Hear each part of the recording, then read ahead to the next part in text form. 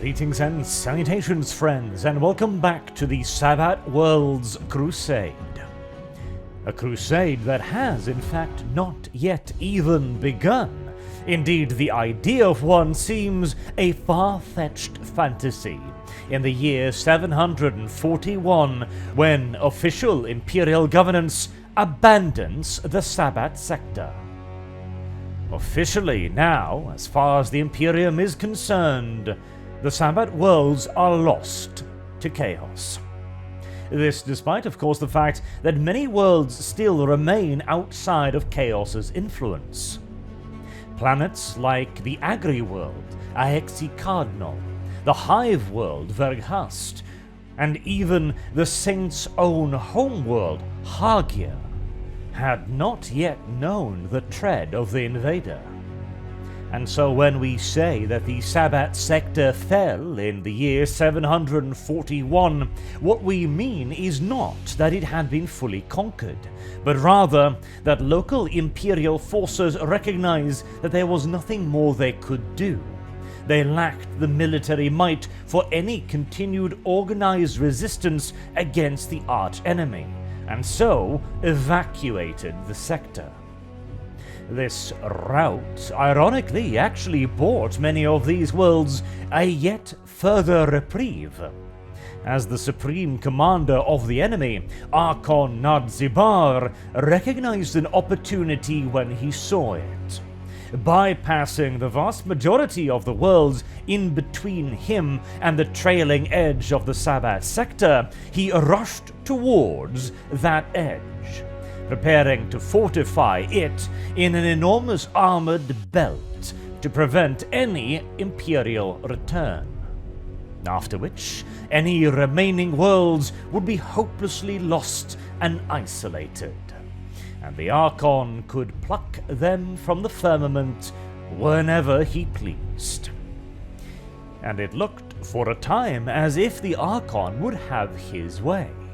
Normally, of course, whenever an entire sector falls to the enemy, the Imperium will be in a bit of a rush to reclaim it as swiftly as possible, as the loss of a sector, of course, quite literally represents the loss of an astronomical quantity of resources.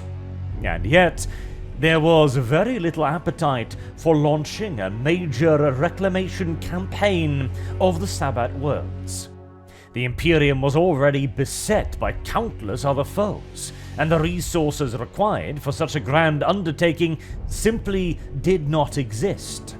Worse still, the political will to find these resources was in even shorter supply. For the next decade plus, pretty much the only individual of any note championing a return to the Sabbat worlds was the exiled sector governor himself. But seeing as he was the very individual who had lost the sector in the first place, his words did not exactly carry a great deal of weight. And the reason why he had lost it in the first place, of course, served as yet further discouragement. For if this Archon, this Nadzibar, was even half as clever as the sector governor claimed, then an attempt to retake the Sabbat worlds would not merely require an enormous commitment of manpower and materiel, but also a military genius to lead it. Now, on the bright side, there was no shortage of candidates, as, of course, the leader of an Imperial Crusade, and it would have to be a crusade for it to stand any chance of retaking the Sabbat worlds, would, of course, be granted that most august of titles: Warmaster. Damn near the highest military honor and position that the Imperium is capable of bestowing upon one of its servants. Now, the quality of the applicants, however, that's where the problem lay. For whilst there were plenty of Lord Militants all too eager to drape themselves with the mantle of Warmaster, the majority of them were glory hounds, interested in the title rather than the cause it represented. Fortunately for the Imperium, the majority of these Lord Militants lacked the zeal and the drive to pursue the title actively, rather simply expecting it to be handed to them whenever the opportunity might arise.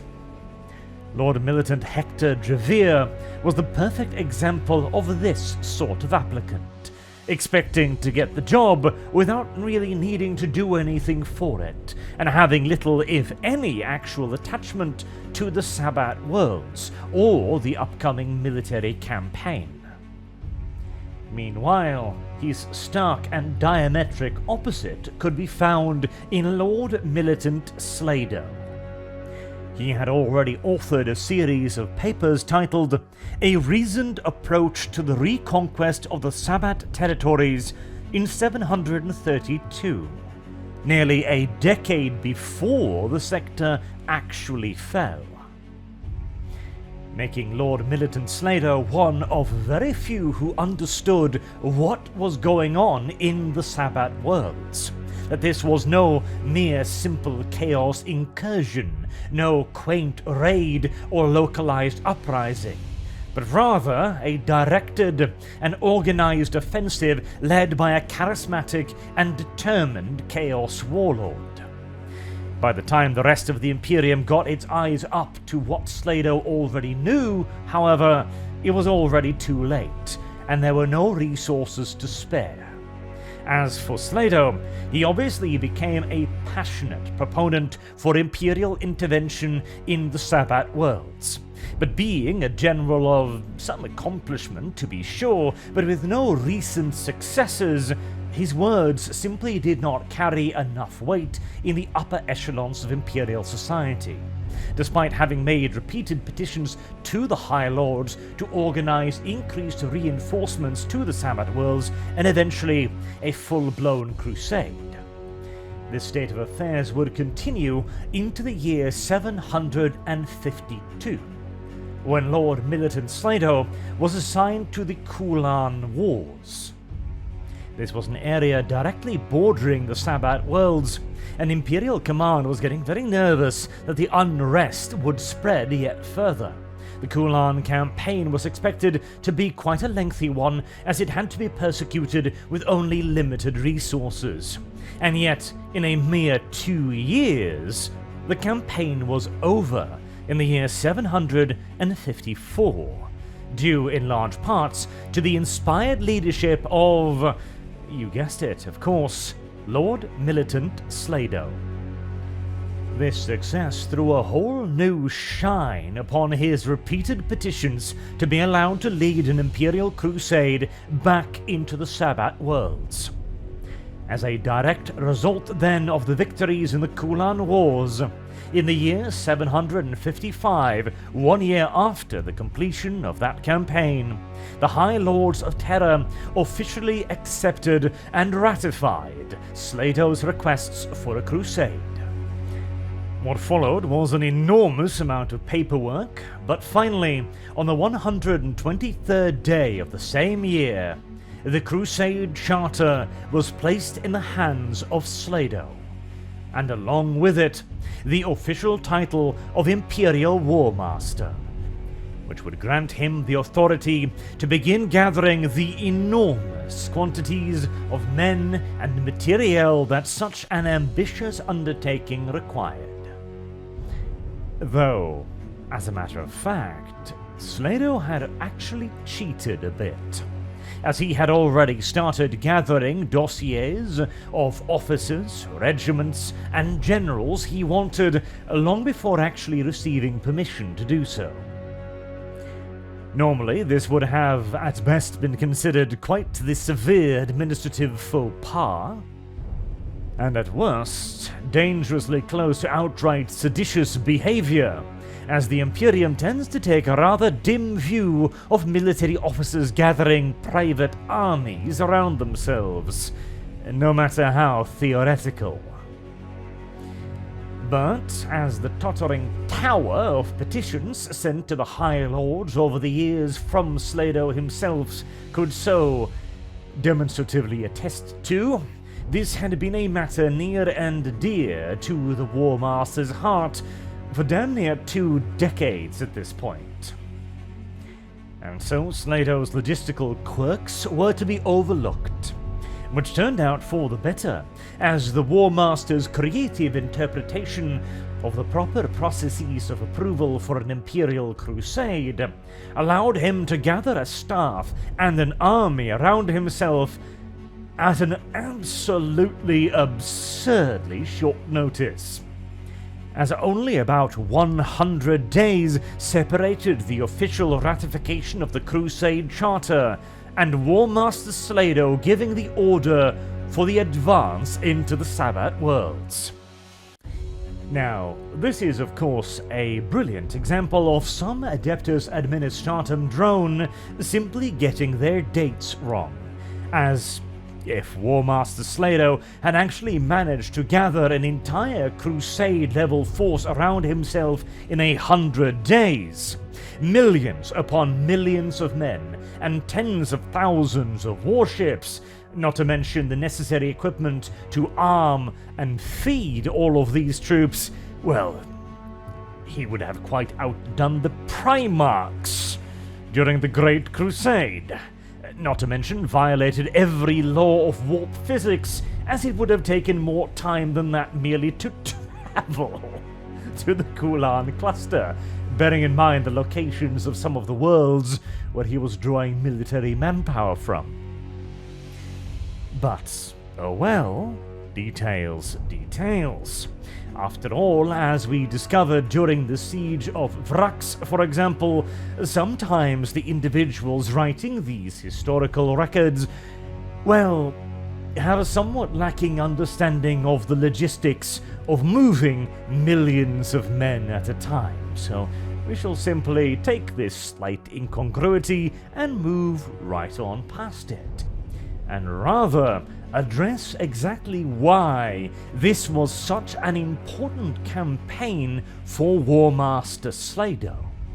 Now, of course, as we talked about in the previous episode, the Sabbat worlds gained its name from Saint Sabbat, the humble shepherd's daughter who conquered the worlds in the name of the Imperium thousands of years ago. Such magnificent, most would even say miraculous achievements, of course, also came with significant fame. The period of Saint Sabbat's life has of course been widely covered by a huge number of Imperial historians, and entire libraries have been written about the campaigns she undertook, and about the saint's life in particular. In fact, one account was written by no lesser a person than the saint herself. This obviously became a text of enormous religious significance, and personal significance as well to Slaydo, who considered himself a devout follower of the Imperial faith, of course, but of the saint in particular. He had read her works again and again, and had often sought personal inspiration and solace in her words. And so, when her realm had now fallen, he felt it was a personal responsibility of his to right the wrongs that had been so brutally and savagely inflicted upon the worlds that bore her name. For the Warmaster, this was a personal crusade as much as it was an official imperial one, which saw him involve himself on nearly every level of the Crusade's organization. He even crafted a list of 1,600 hand-picked individuals, officers of the Imperial Guard on every level, that would form the backbone of the Crusade, and perhaps more importantly, the spirit of the Crusade, its soul and its intention. Men that Slaydo could trust to carry on the Crusade in his wishes, even if he was no longer there to see those wishes carried out. As, well, Slaydo was the ripe old age of 150 years old when he was granted command, and he was not at all certain that he would live to see the end of it. One should not, however, see this gathering of a chosen cadre of officers as purely a fatalistic gesture. It was also one made out of political necessity. Warmaster Slaydo would have to recruit and work alongside a great deal of high-ranking officers and generals who had themselves expected to be declared Warmaster, for a variety of political reasons. Many of these generals would come from distinguished lineages or from important worlds, or would themselves possess important influential friends, or command elite regiments that Slaydo wanted in his army. There were a great number of reasons to make nice with people that Slaydo would normally have despised. But as quite a few of them were also gunning for his job, he could not make nice from a platform of weakness.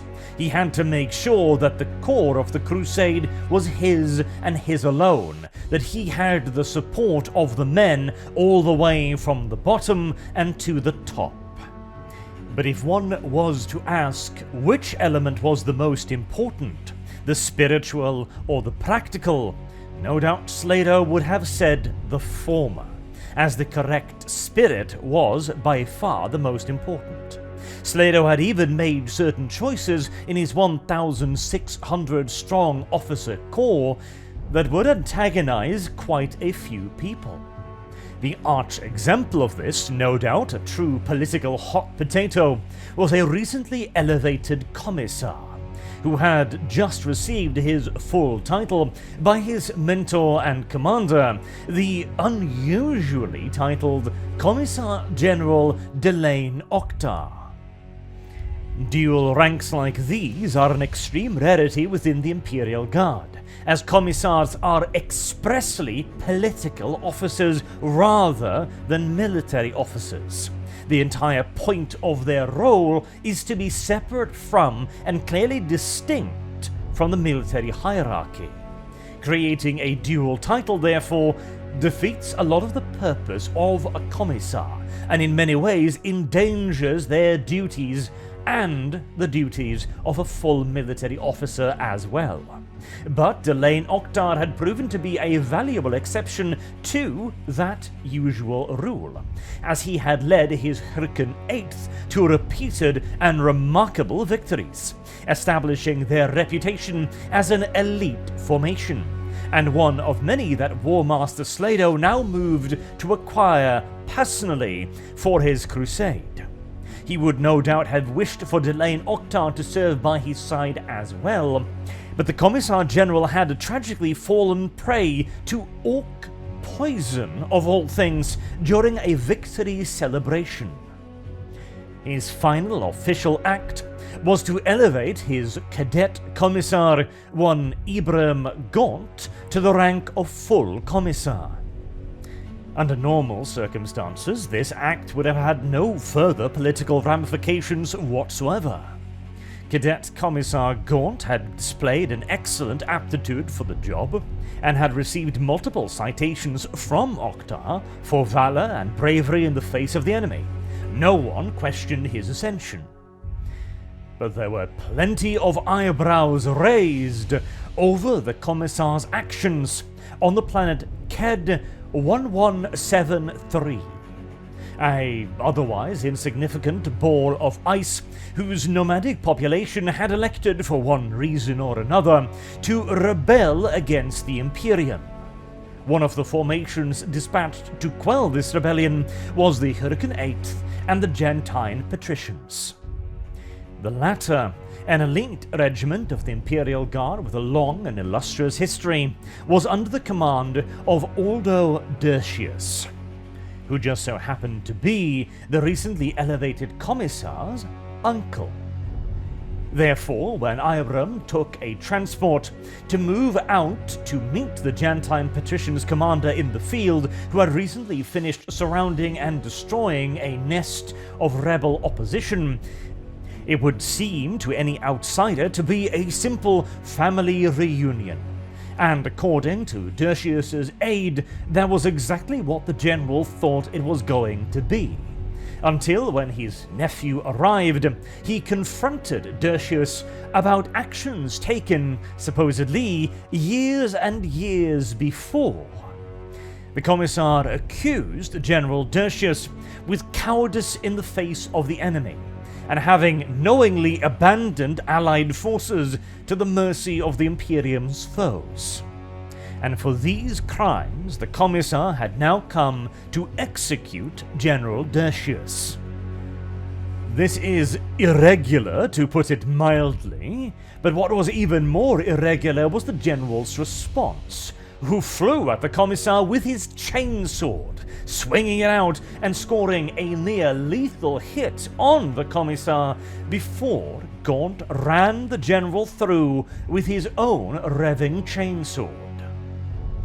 This was a very high-profile execution that earned Gaunt, quite obviously, the enmity of the Gentine petitions, and in turn the nobility of Gent Nomandius Prime, a planet that would be a major contributor of elite heavy assault infantry to the coming crusade. The fact that Slaydo still elected Gaunt to be on his chosen list of 1,600 meant that he was willing to antagonize this world to get Gaunt on his side. A significant show of faith, particularly considering the extraordinarily dodgy circumstances around the execution. Now, with an Inquisitor's seal, of course, I possess a fair bit more information than most. To the average outsider, this seems almost like a Commissar blatantly abusing his powers, accusing someone that he had presumably a personal vendetta against for crimes committed years, decades in fact, ago with little if any evidence whatsoever. And yes indeed, Gaunt had no evidence. Nor does a Commissar need evidence, mind you.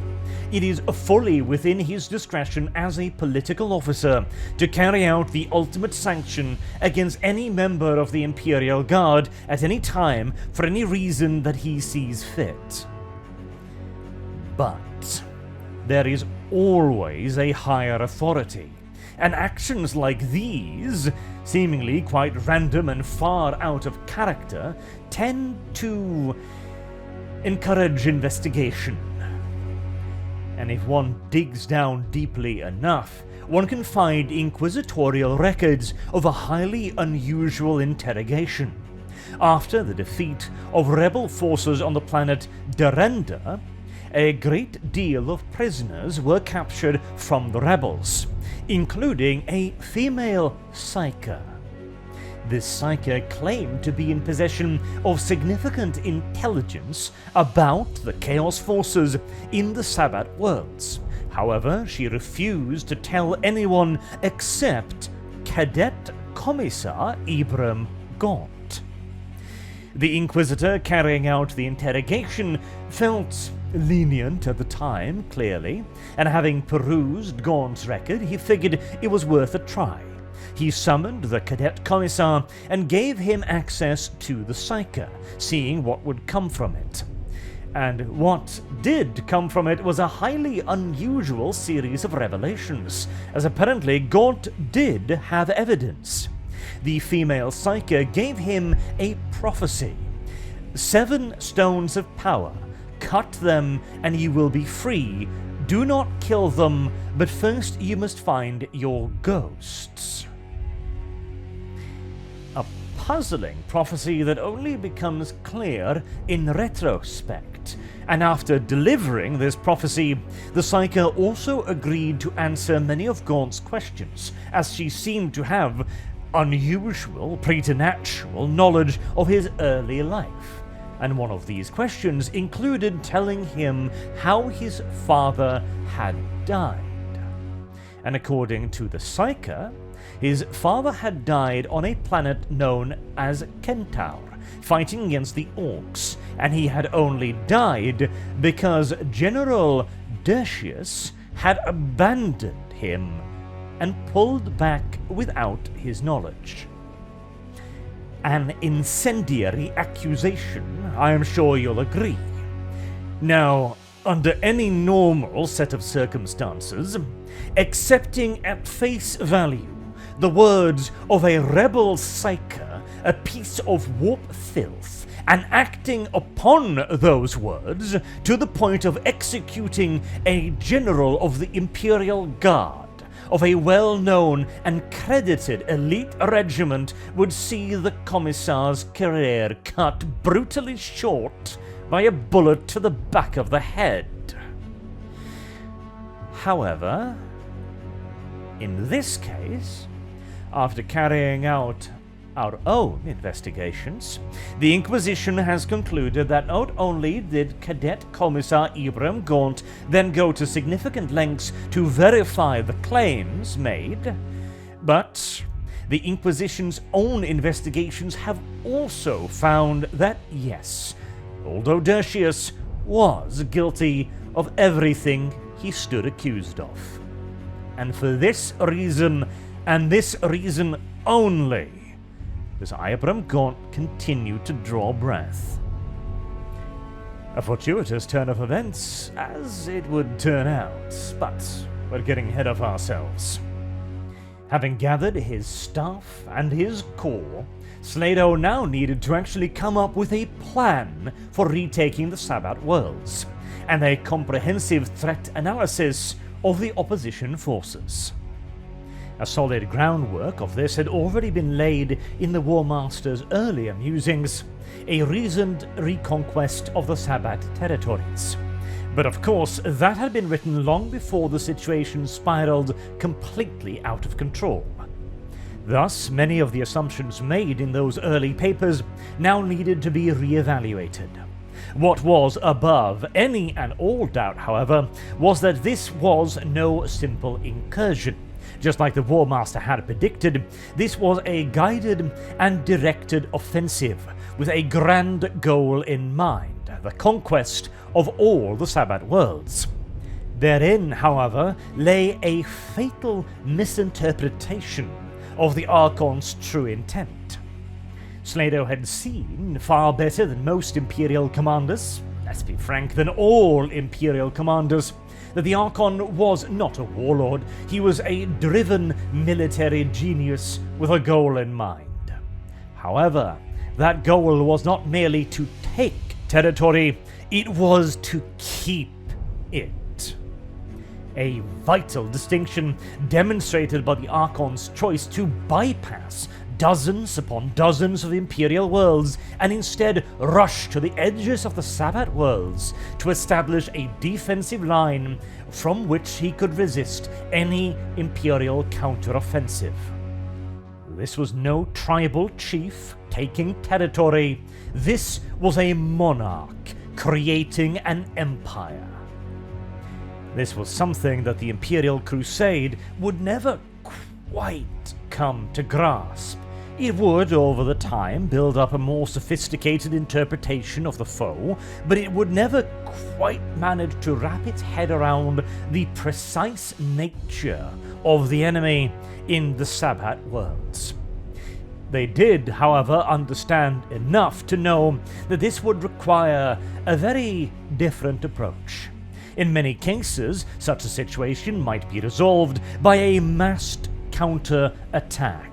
An enormous wedge of Imperial forces driving directly into the hearts of the Sabbat worlds, shattering the enemy resistance and barreling on directly towards the enemy's homeworlds, chopping off the head and tearing out the heart simultaneously, whilst relying on the enemy's lack of coordination and organization to prevent them from carrying out effective harassing maneuvers, or worse still, flank strikes that might threaten to decapitate the Imperial Crusade first.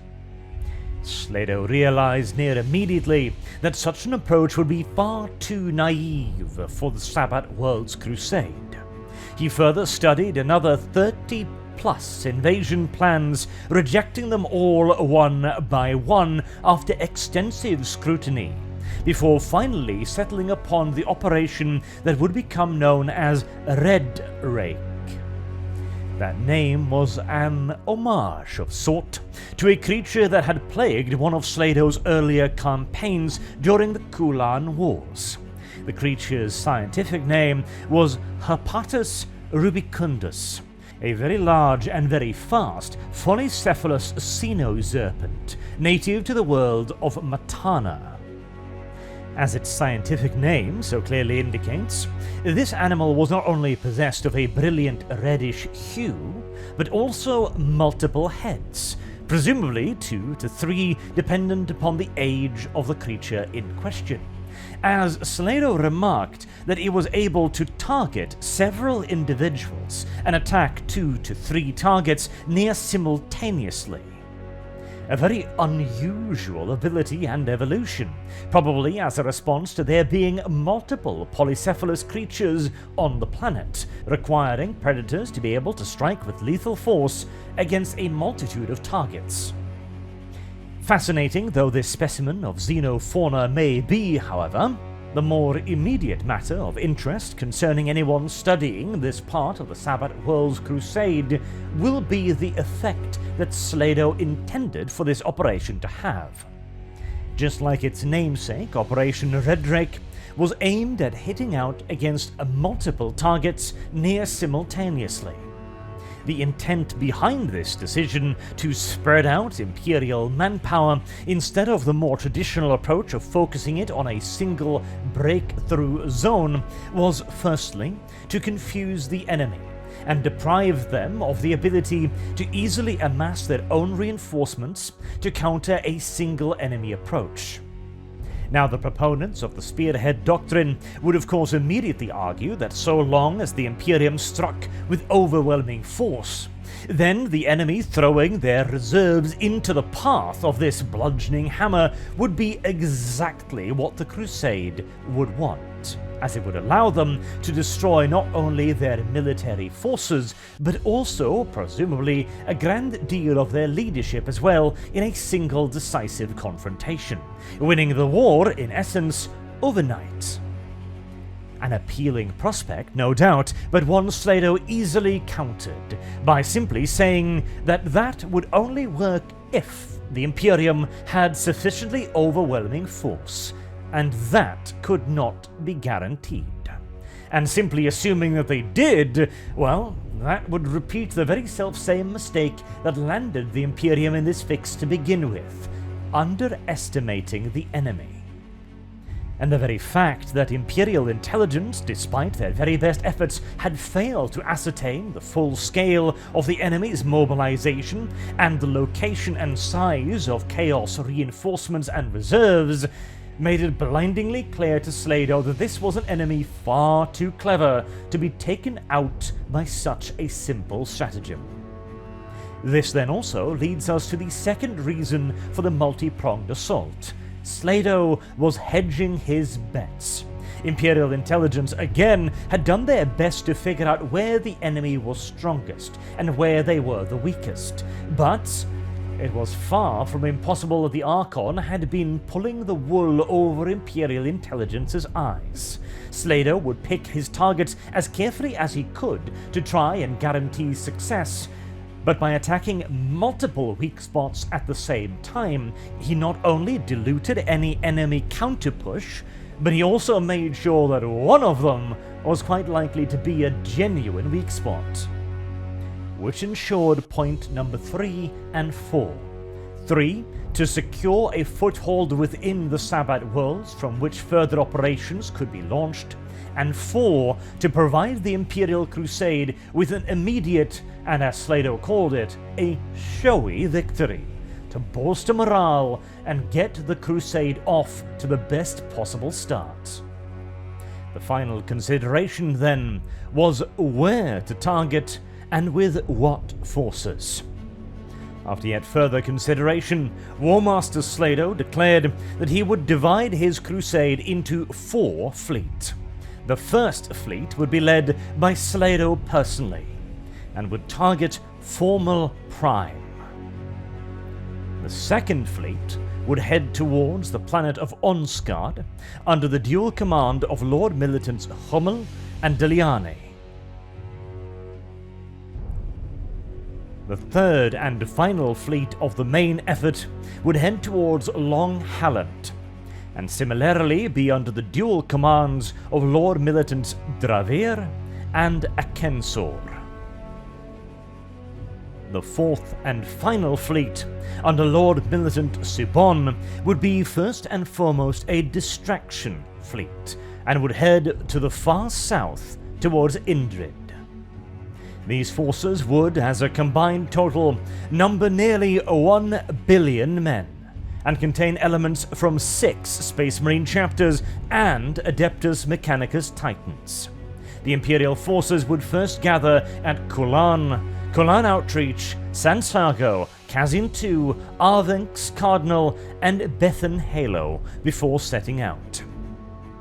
At this point, some of Warmaster Slaydo's detractors, and there were quite a few, pointed out this plan bore a striking resemblance to the one that he had originally put forward during his A Reasoned Approach to the Liberation of the Sabbat territories, suggesting perhaps that the Warmaster had rejected many other, perhaps more suitable plans to stick with the one that he himself had concocted many years ago, before the situation had changed quite drastically, suggesting then by inference that perhaps the Warmaster was being far too stubborn and far too eager to implement his own solutions to the problem, at the expense of possibly better solutions put forward by better men. The detractors, of course, usually referring to themselves with that later remark.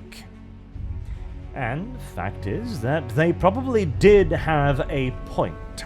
Slaydo demonstrated a bit of a stubborn streak. The plan itself, too, was an ambitious one, and one that could not change easily, or one that Slaydo would not change easily, in the face of changing circumstances. However, a convincing argument can also be made to suggest that the Warmaster was simply attempting to get the best of both worlds. He would focus 3 fleets across a relatively narrow line of advance, allow the spearhead assault many of his previous peers had suggested, but combined this with a deep corewards run to present the spectre of a masked 2-pronged assault to the Chaos Archon. It was bold and yet safe at the same time, giving the Imperium the opportunity to deliver a measuring hammer blow whilst tossing in a light jab to the gut. Slaydo, in essence, was feeling out his opponent, and giving himself a bit of a safety net as well, as there were other concerns to take into consideration than just the Chaos Defenders. One particularly vicious reoccurring nightmare of Slaydo's was the relative proximity of neighbouring Orc worlds, who had proven to be the source of repeated pirate activity. This is significant because it means the Orcs had developed interstellar spacecraft, or at the very least, the baseline technology to care for, maintain, as far as the Orc term goes, and repair vessels. This is in turn significant because it indicates that the Greenskins have begun to gather around a handful of major leaders. Not to deviate on too much of a Greenskin side tirade here, but Orc society is entirely based around violence. In the initial stages, a planet will be divided between hundreds, thousands of competing tribes. Slowly but surely, the leaders of these tribes will begin subjugating other nearby tribes, until the total number is reduced, focusing yet further greenskin and resources into fewer tribes. This means that the remaining tribes can engage in warfare on a much larger scale. And naturally and instinctively reacting to that, specialist orcs like mech boys will begin appearing, beginning to introduce engine technology and projectile weapons to Orc society, which up until this point will have been using clubs and spears and rocks to murder one another. The remaining leaders will then continue to take over nearby tribes until there is only a relative handful left. Now that full, mass-scale total war has commenced between a handful of major tribal leaders, they will begin reaching out into space as the next level of their escalation. And once only one leader, one war boss remains, then they'll start going to other planets looking for more competition. In this case, there were still quite a few warlords operating within the area. There were still a fair few different planets under different warlords, meaning that any greenskin arising from the orc-infested areas would be likely to first need to subjugate all of the other orcs before launching a full-scale warg. But if this was to happen during the Crusade, that could almost immediately and certainly spell doom for the crusading forces, as they would now have to contend with a full-scale orc invasion alongside the chaos threat. Imperial intelligence had done their damnedest to classify the orc danger and identify any and all competitive warlords and make any efforts necessary to assassinate those in a particularly prominent position, and had, after extensive periods of observation, come to the conclusion that a warg was extremely unlikely at this point. But, well, orc and unlikely actions, those two are synonyms. So much so that Slaydo had already drawn up plans to dispatch significant Imperial Navy resources to keep a continuous watch on the Orc worlds, and also to inform the Orcs in no uncertain terms that the Imperium was watching, and that they'd better find easier prey elsewhere. But whilst the Greenskin were by far the most immediate and major Xenos dangers to the Crusade, they were not the only ones. Unconfirmed reports had begun to make their way into Imperial intelligence circles, suggesting that the Chaos Forces had somehow managed to create a pact between themselves and a minor Xenos species known as the Loxodals. Now, the Sabbat World's Crusade would not be the first occasion in which the Imperium finds itself opposed by this particularly vile species of amphibious creatures. But it will be the first time that the Imperium encounters them en masse, and with seeming organization. As preceding the Crusade, the Loxodals, although having been indeed encountered on multiple occasions, were viewed as a very minor Xenos species, who hired themselves out as mercenaries on rare occasions. Usually via some other faction's intermediaries, as the Loxodals themselves seemingly do not possess any form of starfaring technology. The precise nature of the Loxodals' accord with the Chaos Forces is, of course, unknown, but presumably at least part of it would be access to the Vahedwak, the sanguinary world's rough equivalent, very rough equivalent, of the Imperial Navy. Now, as for the precise threat that the Loxodals present to the Imperial Crusade, it is difficult to quantify. On the one hand, the Loxodals themselves must be quite few in numbers. Their lack of spacefaring vessels indicate that they are likely a single-planet species, or at most, a small solar state. On the other hand, their vile and blasphemous biology gives them a unique advantage over the average Imperial Guardsman. You see, their sinuous forms are covered in a strange form of biological secretion that grants them not immunity, but extreme resistance to las weaponry. The natural ability to reduce the effectiveness of one's enemy's primary weapon is obviously a major advantage, and aids the Loxodons in their preferred tactics of closing with the prey from multiple angles, using their claws to scale sheer surfaces to get within range of their flechette blasters, torso-sized shotguns capable of firing thousands of tiny razor-sharp slivers of metal. Absolutely and completely worthless against hardened targets, but beyond lethal to soft ones. At least, on the bright side, the Imperium is fully aware of the Loxodons' intents, and inquisitorial investigations are already underway to locate their home world to end the Loxodon problem forever. Of lesser strategic threat, but greater concern, though, is the confirmed presence of Eldar in the Sabbat worlds too.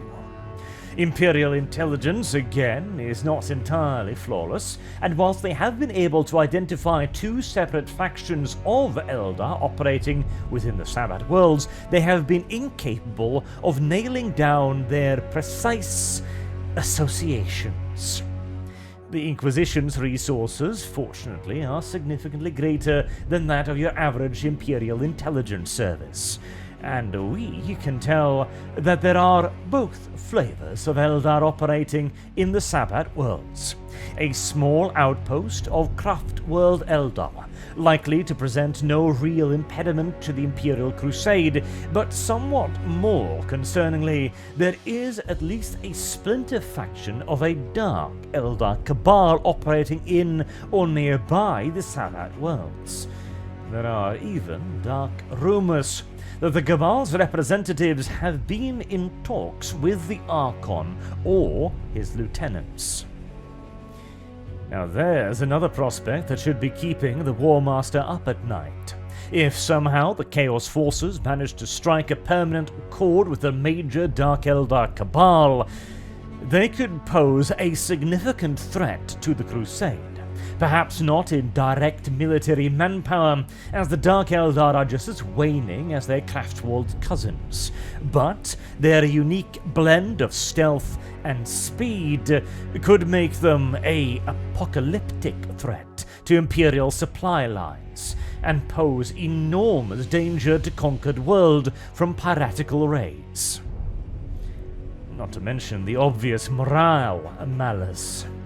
Imperial Guardsmen tend to become somewhat disheartened when presented with the flayed corpses of their brother soldiers. Still, if one was to sit paralyzed with fear at every imagined disaster, then one wouldn't be able to get much done, would one? At some point, all the planning and all the theoretical nonsense needs to be done with, and operations commence. And Warmaster Slaydo, despite his many misgivings and concerns, was not a man prone to indecision.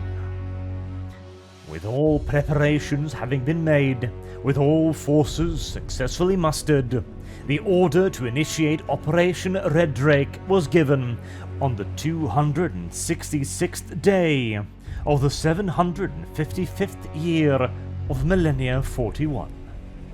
And the opening engagements of that crusade is what we are going to be covering in the next episode. Until then, I have been Arch. Thank you all very much for listening, and I do hope to see you again soon as we continue to cover the Sabbat World's Crusade.